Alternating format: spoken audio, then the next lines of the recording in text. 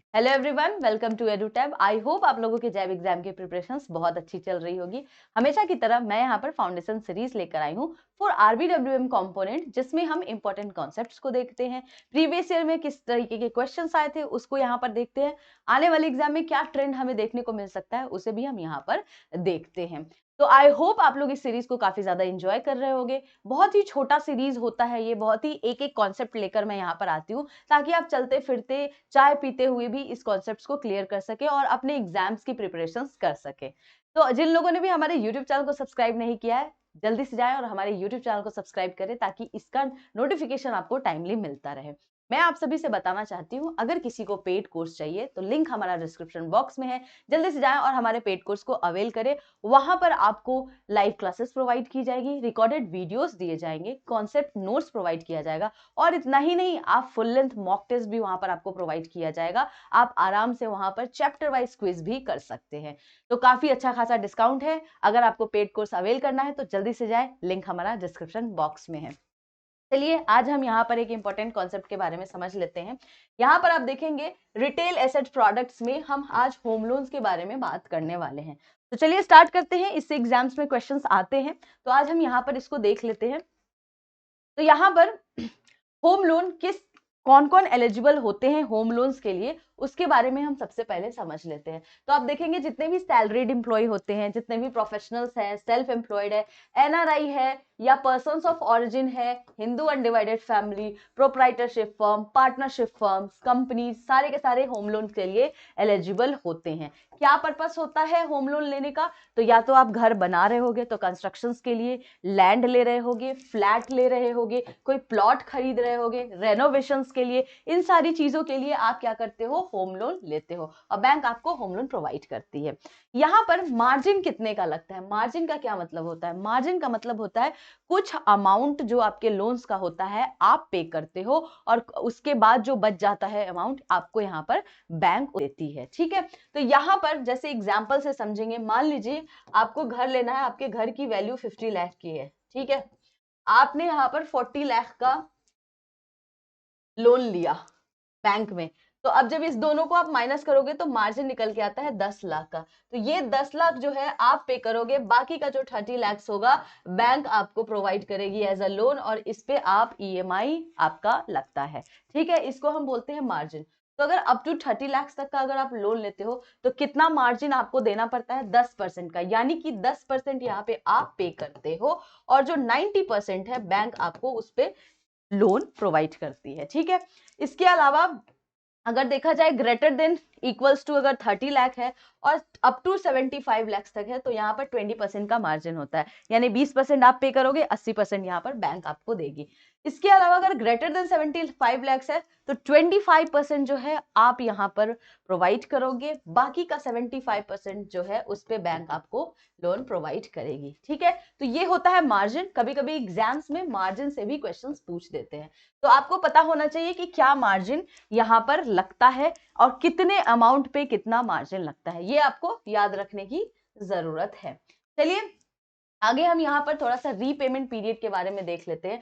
तो यहाँ पर आपको पता है जो होम लोन होता है उसका रीपेमेंट पीरियड क्या होता है? मैक्सिमम 30 इयर्स का रीपेमेंट पीरियड होता है, यानी कि आप जो है 30 साल तक आराम से यहाँ पर रीपेमेंट कर सकते हो अपने होम लोन का।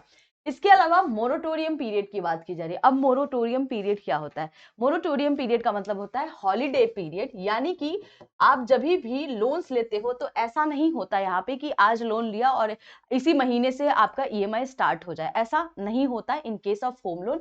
यहाँ पर आपको कुछ हॉलीडे पीरियड दिया जाता है, यानी कि उस पीरियड में आप कोई भी ईएमआई, कोई भी प्रिंसिपल अमाउंट पे कुछ भी पे नहीं करते हो। तो यहाँ पर देखेंगे in case of construction 18 month तक आपको कोई भी यहाँ पर ईएमआई देने की जरूरत नहीं होती है।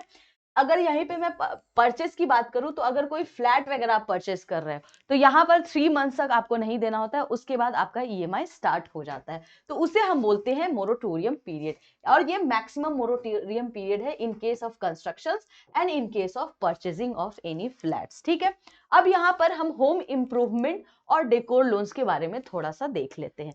किस पर्पस के लिए लिया जाता है ये आपको पता है, नाम से पता चल रहा होगा, होम इंप्रूवमेंट यानी कि रिपेयर कराना होगा, रेनोवेट कराना होगा, राइट। इसके लिए आप इसको ले रहे होंगे, पेंटिंग वगैरह के लिए या कुछ फर्निशिंग चाहिए, है ना, इंटीरियर डेकोरेशंस चाहिए, तो इन सारी चीज, इन सारे पर्पस के लिए आप यहाँ पर क्या करते हो, लोन्स लेते हो। तो यहाँ पर देखोगे अमाउंट जो है इसमें मैं बता दूं वेरी करता है बैंक्स टू बैंक्स, ठीक है।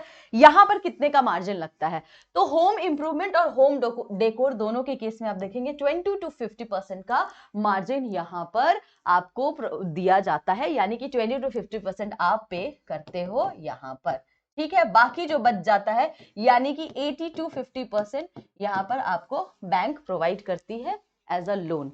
इसके अलावा मोरेटोरियम पीरियड की बात की जाए तो इंप्रूवमेंट और डेकोर के केस में मोरेटोरियम पीरियड आपका 3 मंथ का होता है, ठीक है। आई होप आपको यहाँ पर समझ में आ गया होगा कि क्या क्या पर्पसेस होते हैं, किस तरीके से यहाँ पर मैक्सिमम और मिनिमम आपका मोरेटोरियम पीरियड होता है, इसके अलावा यहाँ पर मार्जिन कैसे लगाया जाता है। इस तरीके के क्वेश्चंस आपसे एग्जाम में पूछे जाते हैं। तो आई होप आपके ये सारे डाउट्स जो है इस कॉन्सेप्ट्स के थ्रू क्लियर हो गए होंगे। तो चलिए इससे रिलेटेड क्वेश्चंस कर लेते हैं। पहला क्वेश्चन है, Which of the following statements regarding home loan scheme are correct? यहाँ पर आपके पास 3 स्टेटमेंट्स हैं, आपका इसमें से कौन सा करेक्ट है, यानी कि पहला सही है, दूसरा सही है, तीसरा सही है, या तीनों का तीनों सही है। तो इसका आपको करेक्ट आंसर बताना है। तो इसका करेक्ट आंसर क्या होगा, बी, यानी कि सेकंड हमारा करेक्ट है, tax deduction on interest is allowed, ठीक है। तो हमारा option B is the correct answer.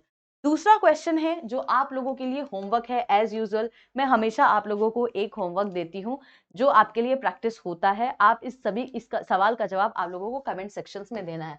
Guys आप लोग बहुत ही कम पार्टिसिपेट कर रहे हो। ये सारे के सारे जितने भी वीडियोस मैं फाउंडेशन सीरीज के लेके आती हूँ आपके लिए लाती हूँ, ताकि आप एग्जाम में अच्छी तरीके से एग्जाम की प्रिपरेशंस कर सको। तो प्लीज आप लोग एक्टिवली पार्टिसिपेट करें, कमेंट्स करें, लाइक करें, शेयर करें, सब्सक्राइब करें, और अगर कोई डाउट होता है तो भी आप हमसे चैट सेक्शंस में पूछ सकते हैं। तो आप लोग जरूर एक्टिवली पार्टिसिपेट करें। तो मेरा क्वेश्चन है यहाँ पर, as per the regulatory guidelines on the housing finance, bank finance can be provided for.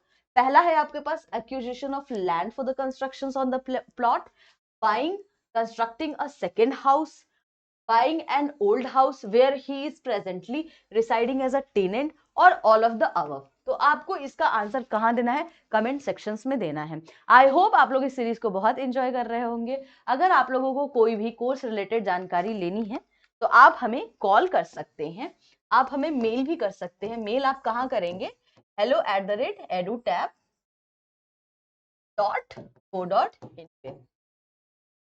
इसी तरीके से एग्जाम की तैयारी करते रहें, मोटिवेटेड रहें। मिलेंगे नेक्स्ट वीडियो में।